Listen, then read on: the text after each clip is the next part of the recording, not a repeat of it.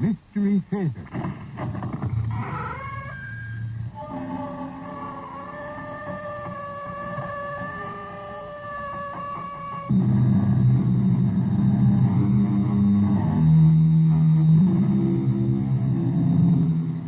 Come in. Welcome. I'm E.G. Marshall. We call a concept fantasy when it fails to fall within the pattern experience has led us to expect. Fantasy, then, is unnatural, supernatural, if you like, because the road it takes is heretofore untraveled. Considered in that light, this adventure of Ralph and Wilma Albertsons is fantasy. Ralph and Wilma have had their fill of the city's turmoil. Some years ahead of the customary retirement age, Ralph is leaving his post at the university as professor of American history to write a book on the development of the New England states. He and his wife are about to depart on a meandering tour of New England in search of a home in which he may work congenially. Ralph, will you come and sit on this suitcase so I can get it close? Well, if you didn't feel you had to take a lifetime supply of everything... A little harder. Phew. If you'd make up your mind where you want to go, I'd know what to pack. Don't you have any idea where you want to end up? Well, we'll travel the back roads, move, and when and where whimsy directs. Well, that's all very well, but where are we going to get to? Some backwater town where they still think the world is flat if I have my way. What you're looking for is a ghost town. Well, if the ghosts are quiet and mind their own business, why not?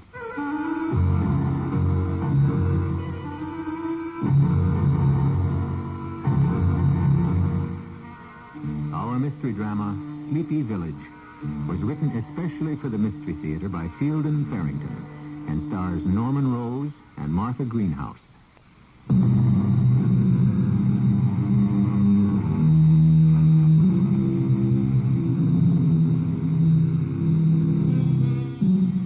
There are few places in the world better designed to encourage wanderlust than the northeastern section of the United States, especially in early autumn.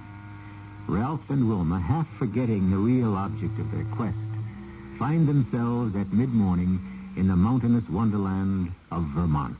I can taste the color, Ralph. Can you imagine this country before the white man got his gadget-building hands on it? Well, there haven't been any gadget-building hands messing around with this section much.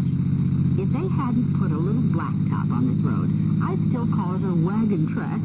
Cow path before that, more than likely. Do you expect to find a town on this road? I don't know, but if I do... Hey, we just have to sign. Stop the car. If there's a town around here, we don't want to miss it. Well, I'll back up. Now, what's it say? It's half hidden behind that bush. Sleepy Village. Population 364. I'd call that small enough, at least. Well, if there's anything at all in the name, you've found what you're looking for.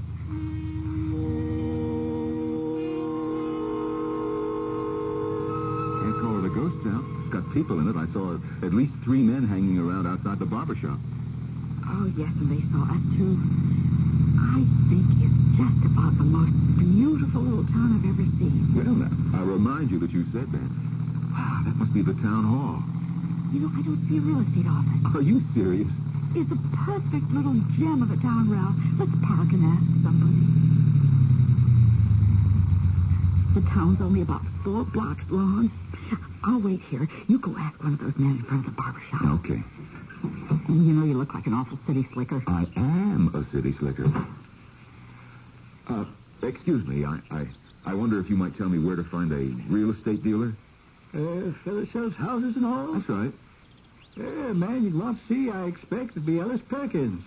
He's the mayor. Oh. Where would I find him? Ellis, right over yonder in the village hall. It might be there. Might not. Well, I'll have a look. Thank you very much. Yeah? We have to see the mayor. The mayor? Mm-hmm. He must sell real estate on the side.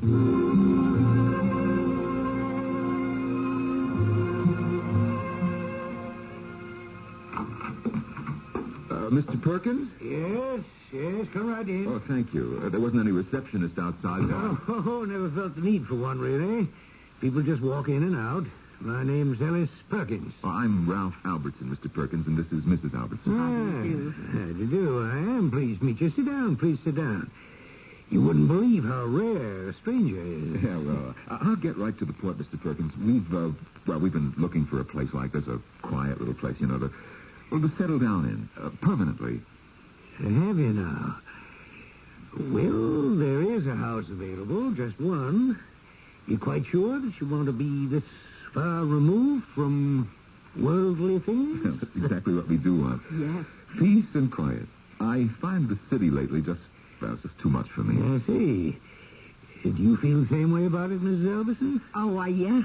Not as strongly as my husband, perhaps, but now I've seen your town. Well, good. Well, it's just about lunchtime. Oh, well, if you have an engagement... No. Nothing of the sort. You can come to my house and have lunch with me, of course. Oh, no, really? We couldn't impose on you. No. We'll get a bite somewhere and meet you later. No, I won't hear of it. You're coming home with me. We'll enjoy a good country lunch. As we call it, dinner, Oh. And then we'll proceed to a discussion of whether or not our sleepy village is the place you're looking for.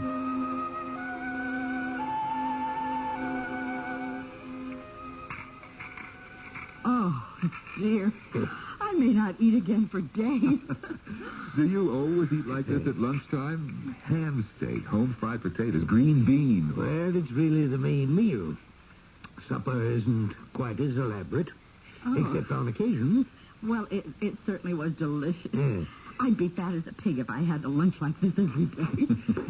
Everybody ready for the apple pie? Oh, my goodness. Too much? Oh, yes. No, Lucas. I guess you better save the pie for supper. Want me to bring the coffee in here, Mr. Perkins, or in the sitting room? In the sitting room, I think, Lucas. Where should we go in? More comfortable talking in there than around the table. Now, if Lucas does everything else as well as he cooks, he's really a gem, Mr. Perkins. Does he live in? Oh, yes. Has for 10 years or more now. Take that chair, won't you, Mrs. Albertson? Thank you. Yes, used to be my dear wife's favorite. Want me to pour, Mr. Perkins, or just leave the tray? I put it on the coffee table here. I'll pour. You go have your dinner now, Lucas. Want anything, just holler. Yes. Lucas is the only family I have since my wife passed over. He gets restless sometimes, talks about leaving me, but I don't think he ever will. I don't know what I'd do if he did. Cream and sugar, both of you? Real cream? No, thanks. We'd both take it black. What a pity. Well, now, let's get down to the business of finding out whether or not you and Sleepy Village would suit each other. Well, the town suits me fine. We'll have to look at the house, of course. Oh, yes, of course. What is your profession, Mr. Albertson? I was a college professor, American history. Oh. But I decided to leave that and, work on a book I've had in mind. Good, very good. The village could use a good historian. Interesting history this place has. You'd be fascinated. Yes, I can imagine. Lucas makes good coffee, too. Well, now, I don't mean to pry, but are you people who have a great many friends? That is, to whom old friends are terribly important? We have an average number of friends, I suppose, although I can't see what... Well, living in an isolated place like this might be... Well, if we miss them, we'll ask them to come and see us. Yes. But you are looking for a place where you can get away from people, and I assume that includes friends as well as strangers. Mr. Perkins, I don't understand what difference all this makes to you. Oh, I'm sorry. I hope I haven't offended you. It's a very small village, Miss Albertson, and, the relationships are very close. Intimate, you might say. We find we have to make sure we're getting the sort of people who will blend. Oh, I see. A sort of gentleman's agreement. Is that what you mean? Oh, no. Nothing like that at all, no. Nothing whatever.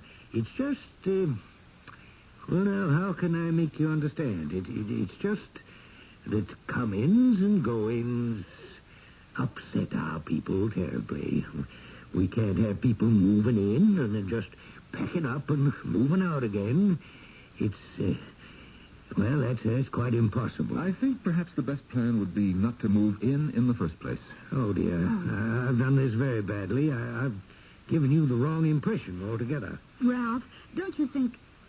Well, it's such a sweet little place, and maybe the reason we like it so much is that Mr. Perkins does make sure he has the right people before going on with it. Not just anybody would fit in here. You have to admit that. Would it help, Mr. Albertson, if I said I'd be very happy indeed to have you and Mrs. Albertson come and live in our community? There. You see, Ralph? Well, all right, at least we'll look at the house. Splendid. Well, I'll go and make the arrangements right now. Before you have a chance to change your minds. I'd just like to make a phone call, if you'll excuse me. Please help yourself to more coffee. Wilma, didn't you think that was a bit much? Well, except he's right. A little village like this is quite a different proposition from a big city. It wouldn't be a good thing for either the villagers or us if we moved in and then all hated each other. I suppose not, but it's very strange all the same. Oh, Lucas, I was just telling Mr. Perkins the coffee's up to your standard. Very good. May I speak to you in confidence? What? Well, yes, of course. Have you decided to stay?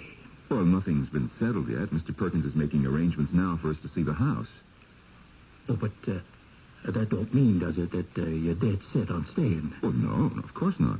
The house may not be suitable at all. Although I'll be surprised if it isn't. Well, if it does work out so that you can't stay, I'd like to ask... Wait just a minute. Can't stay? Well, I mean to say, if it works out so as you don't, I'd be most beholden to you if you'd let me come with you when you go.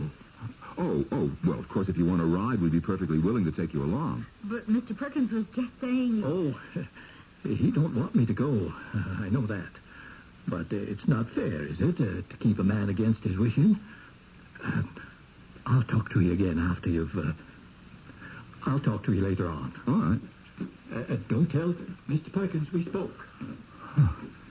Well, that was pretty spooky, wasn't it? Yeah, I think Lucas has been watching too many late movies. You know, this whole setup seems... I don't know. We'll see the house, at least. Oh, we're going to like it, Ralph. It's going to be just what we're looking for. Well, splendid. Couldn't have worked out better. Oh, I know you're going to love it here. Mr. Perkins, when can we see the house? In due time. What do you mean in due time? Well, what I arranged for just now on the phone was for you to meet the village fathers. It was a lucky thing. They're having a meeting anyway this afternoon on another matter, and... Why should we meet the village fathers? Oh, didn't I mention it? Well, you'll have to appear before the village fathers before you can consider settling in Sleepy Village. You'll have to be approved.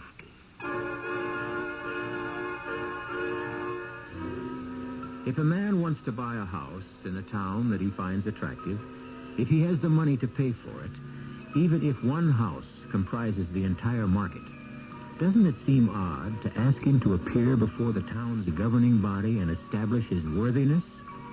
But Sleepy Village is a place of many, many odd characteristics. We'll encounter more of them when I return shortly with Act 2.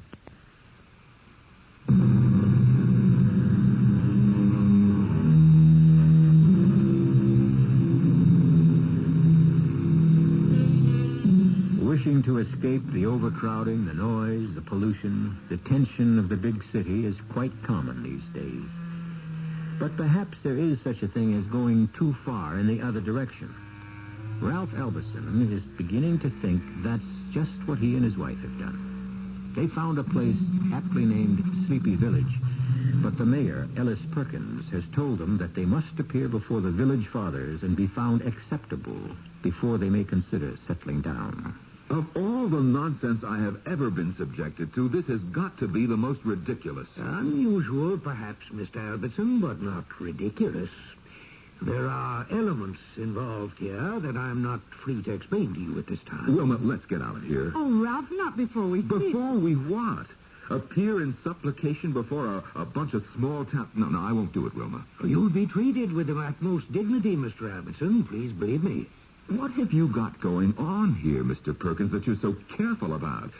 I mean, you don't screen people like this unless there's something going on that you can't afford to let become generally known. Well, you're quite wrong about that, Mr. Albertson. We're very proud. I don't see why you have to be so suspicious, Ralph. They just want to make sure we're compatible. Exactly. She said it exactly, Mr. Albertson. And we have nothing to lose. Wilma, are you really so taken with this place? I guess I really am. All right. All right, for that reason and no other, I'll talk to your village fathers. But don't either of you expect me to get down on my knees.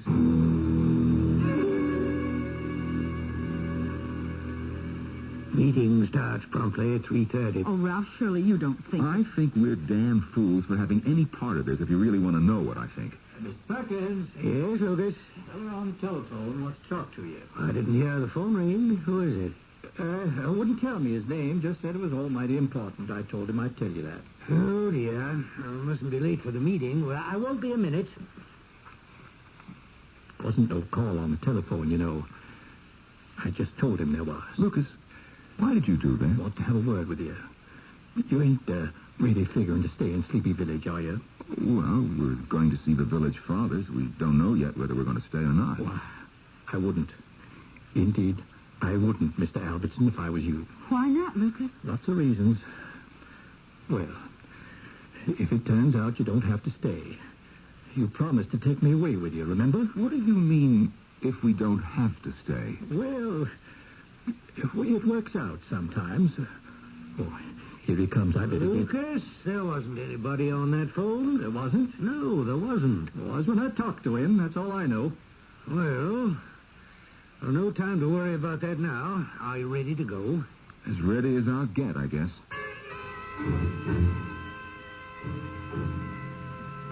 Mr. Albertson is an historian of considerable repute. Now, as you all know, the village records have been gathering dust in the archives for too long. Sleepy Village has a proud past. I have no doubt whatever that Mr. Albertson could be prevailed upon to go through those records and put them in order and set them down in readable form for all to enjoy. I feel no hesitation whatever in recommending them wholeheartedly as future citizens of Sleepy Village. I never heard of such a thing. I just never in my whole life heard of such a crazy thing. Well, it did seem... Well, I thought it was sort of funny. Funny? Ralph, why don't you just sit down and relax, okay? Oh, I'm sorry, Wilma. No reason why I should take it out on you. Well, it is sort of out of proportion. I admit that. But then there can't be many places like this left in the whole world, do you think? The way things are today. And to keep it this way, I guess they'd have to protect themselves. Otherwise, it would be just like any other small town. Well, I don't like to be interrogated. Congratulations! Oh, I am so pleased. They've accepted you unanimously, not one single objection. Well, I can't remember the last time that happened. Okay, so can we go and see the house now and get that over with? What? Oh, the house. Well, now, don't worry about that. I think this calls for a celebration first, don't you? No, I honestly don't, if you want my opinion. Now, what we better do is take a look at the house and then do something about finding a place to spend the night. Now. I'm not going to listen to any arguments about it. You're just going to have to leave everything to me.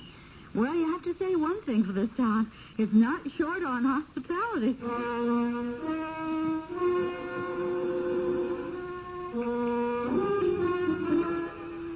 Mr. Albertson, I know that today has been an upsetting experience for you, appearing before the village fathers and all, but that's all in the past now, don't you see? You're one of us now, or same as. You and Mrs. Albertson belong here. It's been decided. Oh, decided. Now, look, you and your village fathers have spent the day checking us out. Has it occurred to you at all to wonder how you look to us? I'm as fussy about who lives next door to me as my next-door neighbor is. Ralph, please, don't you think that... And I don't like people prying into my business. I don't like people sitting in judgment, deciding whether or not I'm good enough to mingle with. You use the word neighbor, Mr. Albertson. That's not quite the right word. We're closer than neighbors here. We're more in the nature of a family. Let's say you were considering adopting a child. Now, you'd want to know something about him, wouldn't you? His background. What it'd be like living in the same house with him. Mr. Perkins, I did not come here to be adopted. I came here thinking that maybe, just maybe, I might want to buy a house and settle down here. But at this moment, it doesn't seem like a very good idea. Oh, dear. Mrs. Albertson, you don't feel the same way your husband does, do you? Not as strongly, I guess, but I can see his point. Well, it'll work itself out. Would you two care for another sip of brandy before bedtime? No, thank you. If we're going to find a motel with a vacancy, I think we'd better start looking right now. Oh, no. That won't be necessary. Nearest motel that I know of, it's just the other side of Mulberry anyway, and that's close onto a 50-mile drive. All the more reason for starting now. And my guest room upstairs is a good deal more comfortable than any motel room you're apt to find around these parts. Mr. Perkins, I really do appreciate your hospitality. I don't want you to think that I don't, but... Look, I'm sorry, but this is nonsense. This just isn't the way things are done. You'll find that things are not done in Sleepy Village the way they're done outside. Really, Mr. Albertson, we're exactly what you came looking for. And now you're resisting it. Why? If you can believe that such a place might exist, believe it strongly enough to set out on a journey looking for it, why do you find it so difficult to believe that it does exist once you found your way to it? You know, he's right, Ralph. There's just something creepy about it. All right, we'll spend the night here. Mr. Perkins, I'm sorry if I've seemed rude, but no, it's very kind of you, I'm sure. Yes, thank you. We'll stay.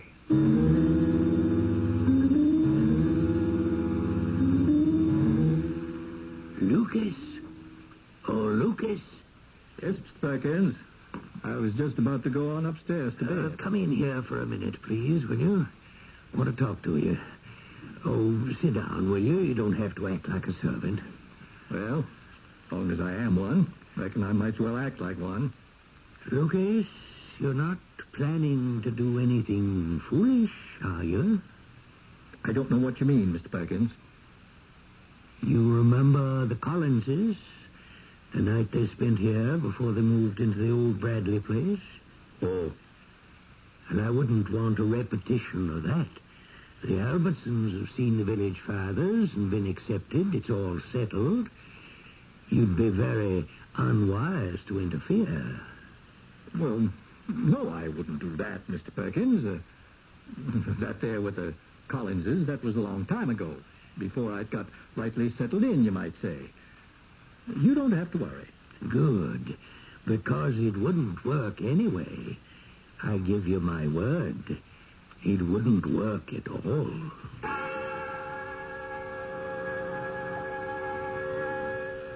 Wilma, I suppose you think I've overreacted, but this is the damnedest thing I ever heard of. Yes, but it's kind of sweet, don't you think? I might think so, yes, if it weren't for the village fathers and their interrogation. I didn't like that, Wilma. No, but once we're part of the village... I still won't like it. I'm not at all sure yet that we're going to be part of the village. I have a feeling, though. No, there's more to this than old Perkins has told us. There's some kind of a catch. I get a wrong feeling. What was that? How settling. Or somebody knocking at the door. Somebody Yeah, knocking? let's see who it is. Oh, yes, Lucas.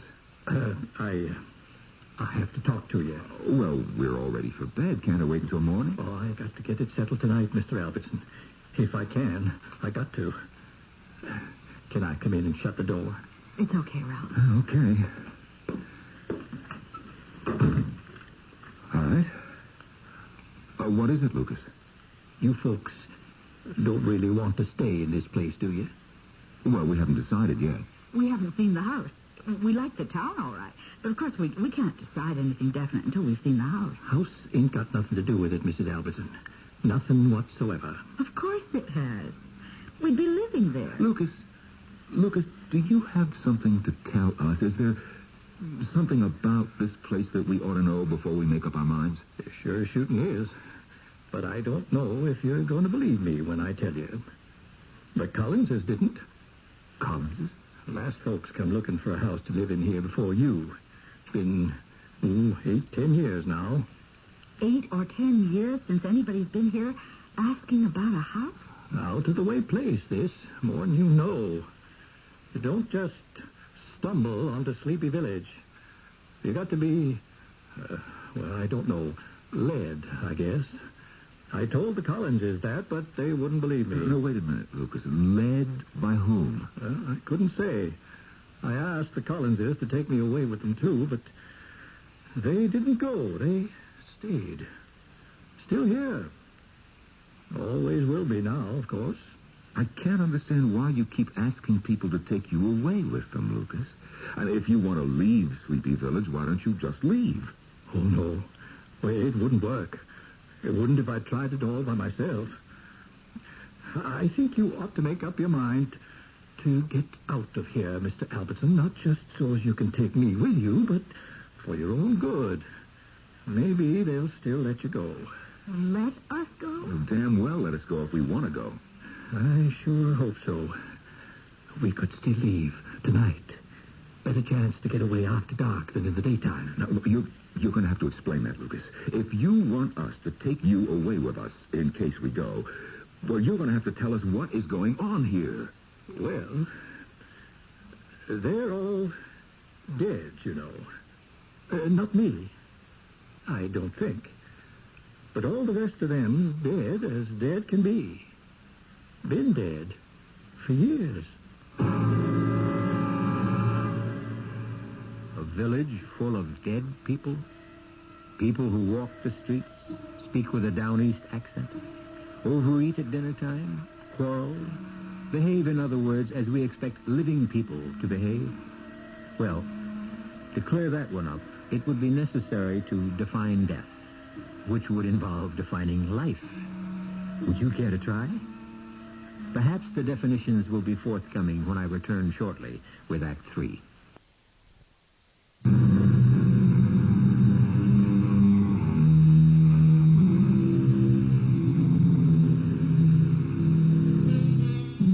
One of man's major preoccupations, ever since he became man, has been with life after death, and the form it will take. That it will take some form, he must believe, for the mortal span is too brief to be acceptable as the entire package. He delves, seeks, and pries, and sometimes, at strange moments snatched from the commonplace, he seems to get a glimpse. Oh, but you can't possibly go. It's never happened before. Then this will be the first time, Mr. Perkins, because we are going. Well, no, I'll tell you what we'll do. We'll go and have a look at your house and then come back here and discuss it over a good, hearty breakfast. How does that strike you? Well, frankly, it leaves me cold. We'll get our breakfast along the road somewhere. Oh, dear. Mrs. Albertson. I have to agree with my husband. It seems a shame, but I don't see how we could possibly be happy here. Not that I believe what Lucas says for a minute, but... What does Lucas say? Oh, that's not important. We're grateful for your hospitality, Mr. Perkins, and we both agree that you have a beautiful little village here, but, well, it's just not for us. Now, we're all packed. We'll be out of here in a few minutes.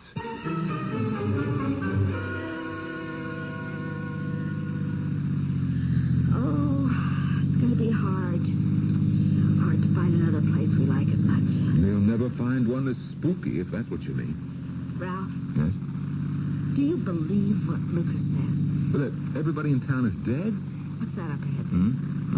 I can't tell. It looks like a tree across the road or a telephone pole, maybe. There's a man there. See? Off to the right. Oh, good. The two of us ought to be able to clear that thing off the road without too much trouble. Ralph, he's got a gun. What the hell? Can't get through this way, mister. Sure we can. The two of us can move that log. Ain't nobody moving the log or driving through. Better just turn back. Only thing you can do. Let's turn around, Ralph. The way he's holding that gun. Hey, what is this, a roadblock? Are you trying to force us to turn back? Got this shotgun here, Mr. Albertson. Sure hope I don't have to use it.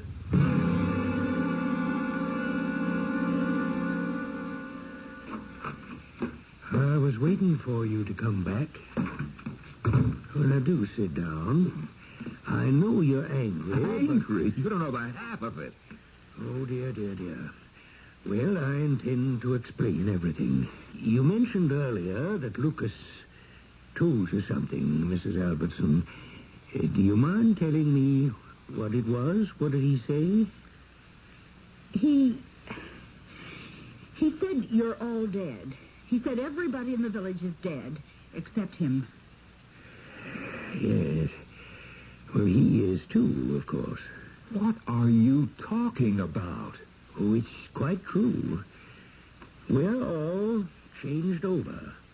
We're all dead, if you want to use that word, although, as you can see, it isn't accurate. We've finished with the life you're experiencing now and gone on to the next. Oh, cut it out, Perkins. Ralph, you wanted him to explain? Thank you, Mrs. Albertson. It isn't an easy thing to give credence to in the beginning, I know. Continued existence after what you think of as death is as natural as your having been born in the first place. People are not simply extinguished when they finish the first phase. Well, I'm sorry, Mr. Perkins, but I just don't buy it. Why would you want us to settle in your village? We're not dead. Two living persons in a village full of dead people. Why? Well, Sleepy Village is not the place you drive to. It's a place you think yourself into when you're sufficiently repelled by the society, the circumstances, which is to say the life in which you find yourself trapped. Then you find your way to Sleepy Village. And once you've done that, you become candidates for residence. Then what you mean is Candidates for death. Is that what you're trying to tell us? Well, now, it isn't death as you think of it, Mr. Albertson.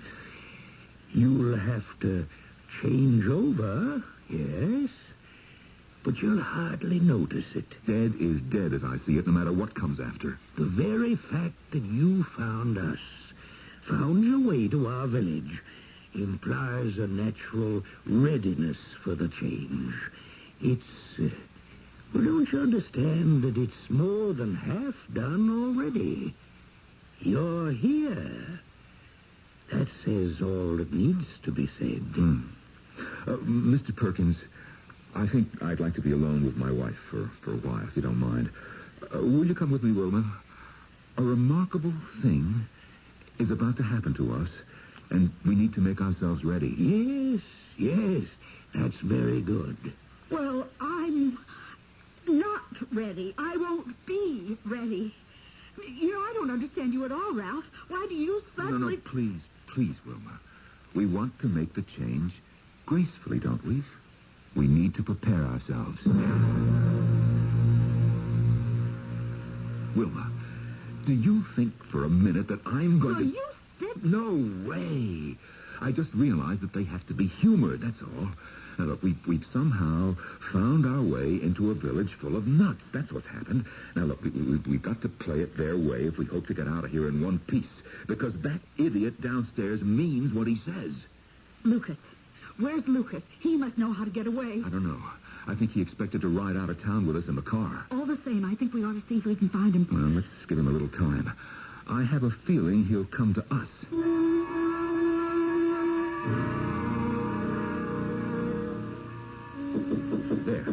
There, that'll be Lucas. Lucas, come in. Where is Perkins? Went out a while back. I waited a few minutes before I come up just to make sure he wasn't still snooping around. I expect he's making the arrangements about you folks right this minute. Arrangements? Well, you know, they won't want to waste any more time than they have to. Well, you folks been cutting up. Lucas, can you get us out of here? I think I can sneak us out all right. Ain't gonna be easy, though. Lucas, if you knew the roads would be blocked, then you weren't expecting just a ride out of town with us in the car, were you? Might have yesterday. Hid in the trunk or somewheres. Well, if it's just a matter of walking out, not going by car, why haven't you done it long ago? Why wait for somebody to take you? Well, it's a funny thing. I've gone as far as the village line 100 times or more. But I just don't seem to be able to push my way across it somehow, standing there all by myself. I can't say why. Well, what makes you think it would be any easier if we were with you? I always figured if I had somebody there with me, holding my hand, as you might say, I could make her. Never do it without, I know that. All right. Can we leave now? Have to leave your car behind and your suitcases and them things. Well, we'll come back for them. I intend to come back here with the police and clean this place out. Yep. Well, I wouldn't count on it if I were you.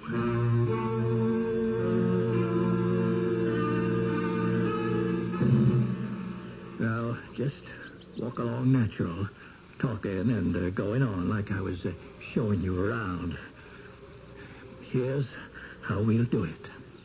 We'll go over and cross the line right in back of the church.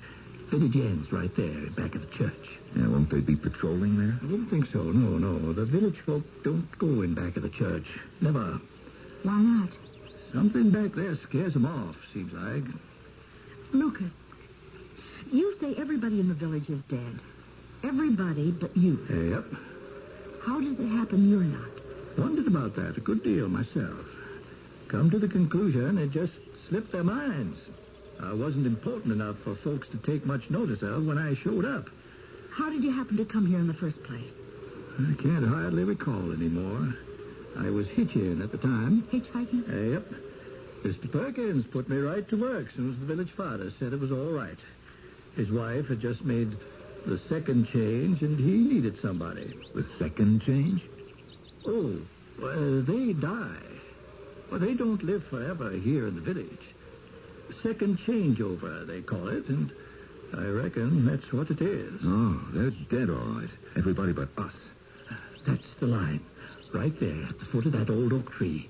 Other side of the oaks, out of the village. But why do we have to hide here? Can't we just walk across the line and be out of the village? Not and be sure somebody won't take a potch at us if we can't.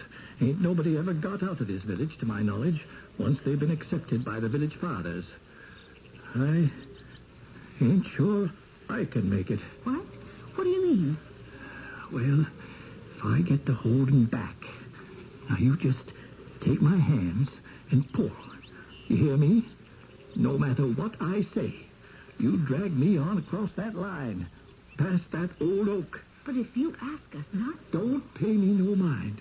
Drag me over by the heels if you have to. Well, time to go, I reckon. Here, take me by the hands, both of you. What, were you shaking like a leaf? Ain't never been so scared in my whole life. You two just walk on up to that tree and across. Come on, don't hang I'll back. just stay on here.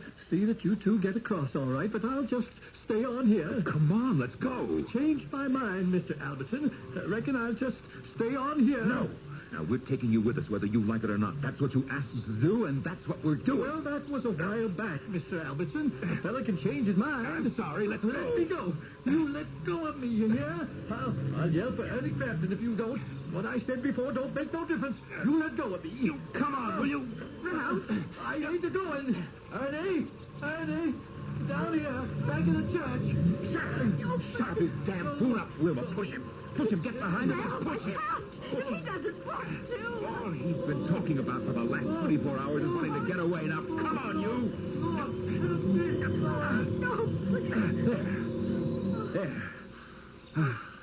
There. We're out out of their miserable village. We're across the line, Lucas. Lucas. Ralph. He's not here. Of course he's here. Lucas! Ralph. Look around you. For heaven's sake, look around you. Ma'am, where the devil did the idiot get to? I don't mean that. Look what this is we're standing in. Just a minute ago, it was a vacant field, and now... Oh! It's just a... Oh. It's a graveyard. I didn't notice it before. It wasn't here before. Ralph. Read that. On the headstone. Go ahead, read it. Ellis. It's almost worn away. Ellis Perkins. 1834 to 1904. But... And this one, over here. Lucas Madison. 1897 to 1963.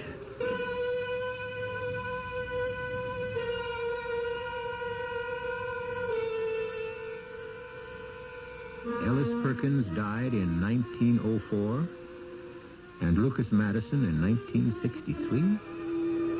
Well, that's what it said on the headstones. And when Ralph and Wilma looked for it, the village wasn't there. They found nothing but wasteland and an old church, crumbling from age and disrepair. I'll be back shortly.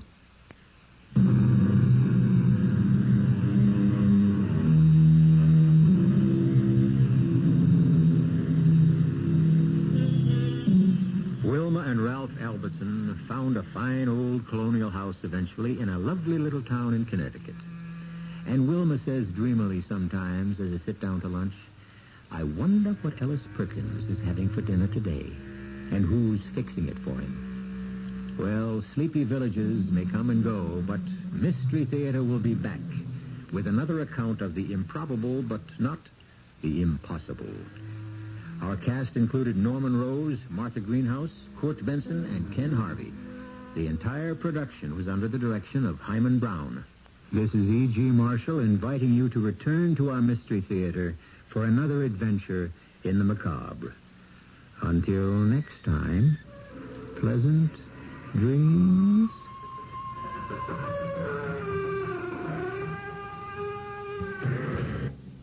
Every year, compliance regulations change thousands of times. And every year, ADP makes thousands of seamless platform updates so businesses can focus on everything else, like running their business. Grow stronger with ADP, HR, talent, time, and payroll.